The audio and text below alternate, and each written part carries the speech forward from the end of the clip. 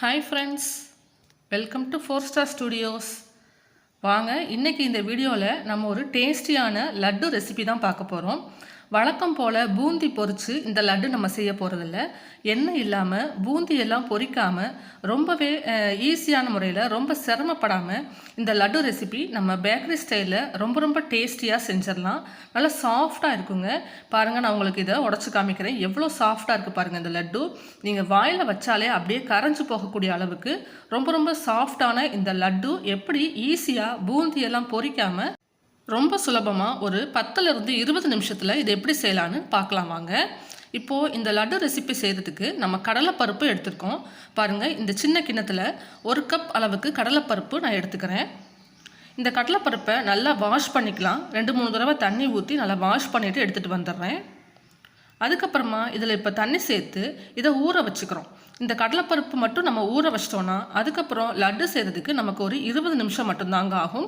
இந்த கடலைப்பருப்பு மட்டும் நமக்கு குறைஞ்சது 2 மணி நேரத்துலேருந்து அதிகபட்சம் 3 மணி நேரம் வரைக்கும் நம்ம ஊற வச்சுக்கணும். அப்போ தான் நம்மளோட லட்டு நல்லா சாஃப்டாக இருக்கும். 3 மணி நேரம் இந்த கடலைப்பருப்பை நம்ம ஊற வச்சு இப்போ எடுத்துக்கிட்டோம். பாருங்கள், நல்லா 3 மணி நேரத்துக்கு மேலேயே ஊறிடுச்சு. இந்த 3 மணி நேரம் பருப்பை மட்டும் ஊற வைக்கிற டைம் தான். அதுக்கப்புறம் நம்ம டக்குன்னு இந்த லட்டு ஈஸியாக செஞ்சிடலாம். இப்போது ஊற வச்ச இந்த பருப்பை தண்ணி இல்லாமல் எடுத்து ஒரு மிக்ஸி ஜாருக்கு நான் மாற்றிக்கிறேன். மாற்றிட்டு இதை இப்போ நம்ம 2 பேட்சாக அரைச்சிக்கலாம். தண்ணி எதுவும் சேர்க்காமல் இப்போ இதை நம்ம கொரப்பாக அரைச்சி கொண்டு வந்துடணும். பாருங்கள், இந்த மாதிரி கொரப்பான பதத்தில் அரைச்சிக்கோங்க. தண்ணி எதுவும் சேர்க்க வேண்டாம். அதே சமயம் ரொம்ப நைஸாக வலுவலுன்னு அரைச்சிடக்கூடாது. கொஞ்சம் கொரப்பாக ரவை பதத்தில் இதை அரைச்சி இதை ஒரு பவுலில் நம்ம மாற்றி வச்சுக்கலாம்.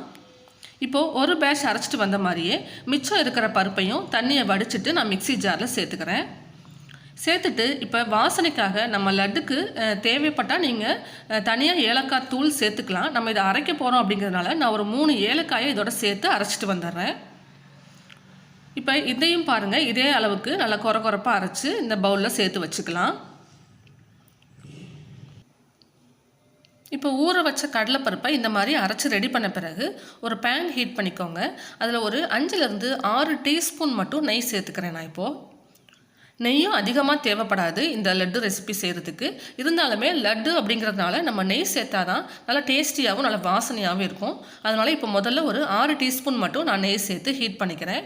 நெய் காஞ்ச பிறகு அதில் முந்திரி பருப்பு 2 உடச்சி வச்சுருக்கேன். அந்த முந்திரி பருப்பை சேர்த்துட்டு நம்ம இதை ஃப்ரை பண்ணி எடுத்துக்கலாம். முதல்ல மீடியம் ஃப்ளேமில் ஸ்டவ்வை வச்சுக்கிட்டு இந்த முந்திரி பருப்பை நல்லா செவக்க வறுத்து எடுத்துக்கோங்க. நல்ல ஒரு கோல்டன் ப்ரௌன் கலர் வர வரைக்கும் இந்த மாதிரி நல்லா வறுத்துக்கலாம். வறுத்துட்டு இந்த முந்திரி பருப்பை வேற ஒரு பவுலில் நம்ம மாற்றி எடுத்து வச்சுக்கலாம்.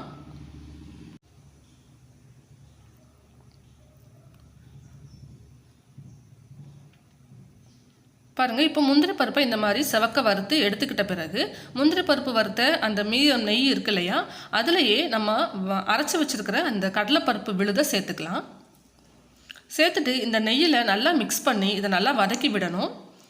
இதுக்கு வேறு எக்ஸ்ட்ரா எண்ணெயெல்லாம் தேவையில்லை. இந்த நெய்யே போதும்.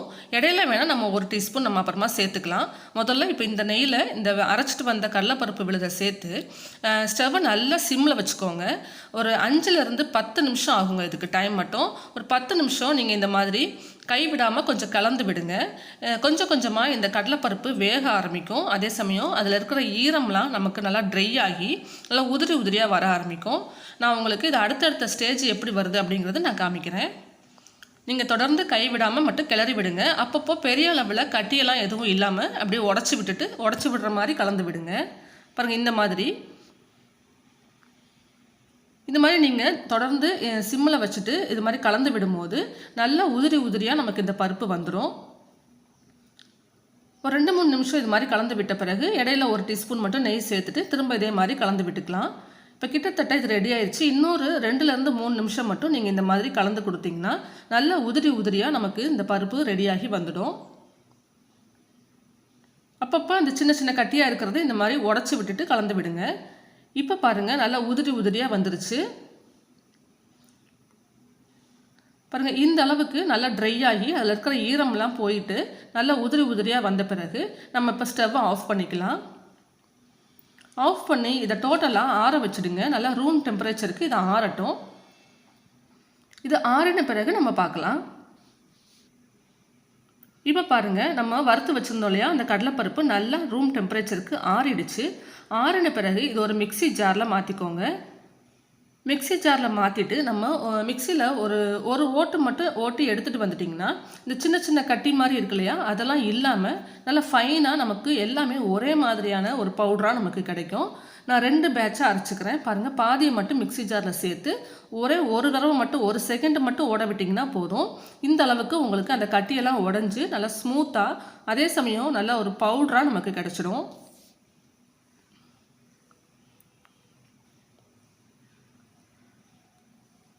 இப்போ மிச்சம் இருக்கிறதையும் இதே மாதிரி அரைச்சிக்கலாம். பாருங்கள் நம்ம அரைக்காமல் இருக்கிறது எப்படி இருக்குது, அரைச்சது எப்படி இருக்குதுன்னு உங்களுக்கு பார்த்தாலே தெரியும். நல்லா குறப்பாக இந்த மாதிரி ஒரு பவுட்ரு மாதிரி நமக்கு கிடச்சிரும். மீதம் இருக்கிற அந்த கடலைப்பருப்பு பவுட்ரு இதையுமே நான் இந்த மிக்சி ஜாரில் சேர்த்து இதே மாதிரி அரைச்சி கொண்டு வந்துடுறேன். அரைச்சிட்டு இதில் சேர்த்துக்கலாம். இப்போ இது இருக்கட்டும். இப்போ நம்ம சக்கரை பாகு வச்சுக்கலாம் வாங்க. நம்ம இந்த கப்பில் தான் 1 கப் அளவுக்கு கடலைப்பருப்பு எடுத்திருந்தோம். அதே கப்பில் 1 கப் அளவுக்கு ஜீனி எடுத்து ஒரு பாத்திரத்தில் சேர்த்துக்கோங்க. அது நனையிற அளவுக்கு மட்டும் தண்ணி சேர்த்துக்கோங்க. அதிகபட்சமாக ஒரு 1/4 டம்ளர்லேருந்து 1/2 டம்ளர் மட்டும்தான் தண்ணி தேவைப்படும். அந்த ஜீனி நனைஞ்சிருச்சுன்னா நீங்கள் அதுக்கப்புறம் தண்ணி சேர்க்க வேண்டாம். இப்போ பாருங்கள் நான் நிறுத்திக்கிட்டேன்.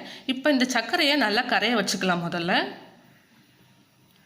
சர்க்கரை நல்லா கரைஞ்சி கொதிக்க ஆரம்பிக்கணும். ஒரு 5 நிமிஷம் நல்லா இதே மாதிரி மீடியம் ஃப்ளேமில் கொதிக்க விடுங்க. அதுக்கப்புறமா நம்ம கம்பி பதம் செக் பண்ணிக்கலாம். இதுக்கு ஒரு கம்பி பதம் வரணும். ஆனால் அந்த ஒரு கம்பி பதமும் நல்லா ஸ்ட்ராங்காக இருக்காமல் கொஞ்சம் சாஃப்டான பதமாக இருக்கணும். பாருங்கள் நான் உங்களுக்கு காமிக்கிறேன். அரை கம்பி பதத்தை விட ஜாஸ்தியாக இருக்கணும். ஆனால் ஒரு கம்பி பதம் ரொம்ப ஸ்ட்ராங்காக வரக்கூடாது. அந்த மாதிரி பார்த்துக்கோங்க. இப்போ உங்களுக்கு தெரியும்னு நினைக்கிறேன். பாருங்கள் 2 விரலுக்கு நடுவில் அந்த சக்கரை பாகை நீங்கள் இது மாதிரி எடுக்கும்போது ஒரு கம்பி மாதிரி ஃபார்ம் ஆகி கொஞ்சம் கட் ஆகுது இல்லையா, இந்த ஸ்டேஜ் இருந்தால் போதும். இந்த அளவுக்கு பாகுப்பதம் வந்த பிறகு இப்போ நமக்கு ஸ்டவ் சிம்மில் தான் இருக்குது. இது அப்படியே இருக்கட்டும். ஸ்டவ்வை ஆனில் இருக்கும் போதே நம்ம இந்த கடலைப்பருப்பு அரைச்சி வச்சுருக்கோம் இல்லையா, அதை இந்த சக்கரை பாகில் சேர்த்துக்கலாம். சேர்த்து நல்லா கலந்து விட்டுடலாம்.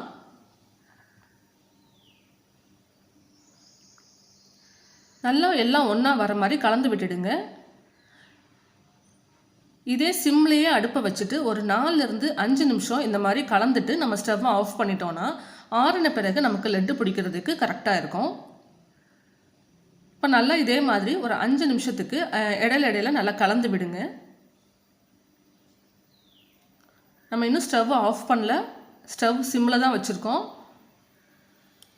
ஒரு 2-3 நிமிஷம் நல்லா இது மாதிரி கலந்து விட்ட பிறகு இன்னும் 1 இல்லைனா 2 டீஸ்பூன் அளவுக்கு நெய் சேர்த்துக்கலாம். நல்லா லட்டு நல்லா வாசனையாகவும் டேஸ்டியாகவும் இருக்கும்.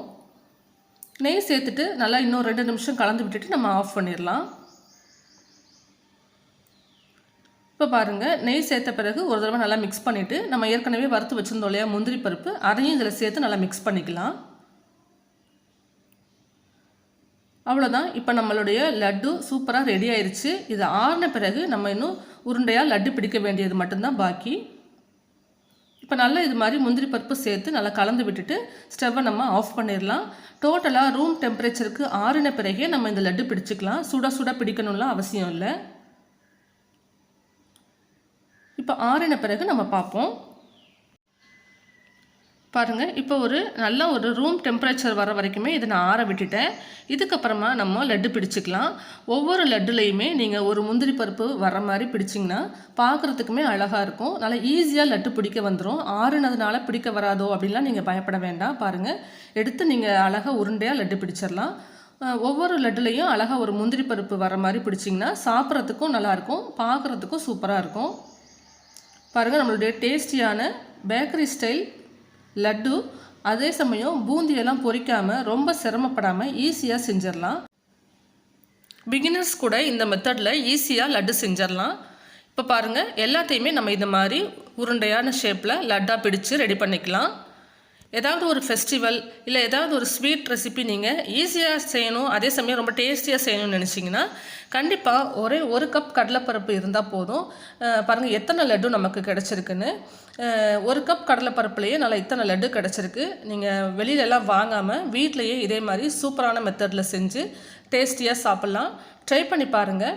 இந்த லட்டு ரெசிபி நீங்கள் ட்ரை பண்ணி பார்த்துட்டு உங்களுக்கு யூஸ்ஃபுல்லாக இருந்தால், உங்களுக்கு பிடிச்சிருந்ததுன்னா இந்த வீடியோவை உங்கள் ஃப்ரெண்ட்ஸ் அண்ட் ஃபேமிலி மெம்பர்ஸ் கூட ஷேர் பண்ணிக்கோங்க.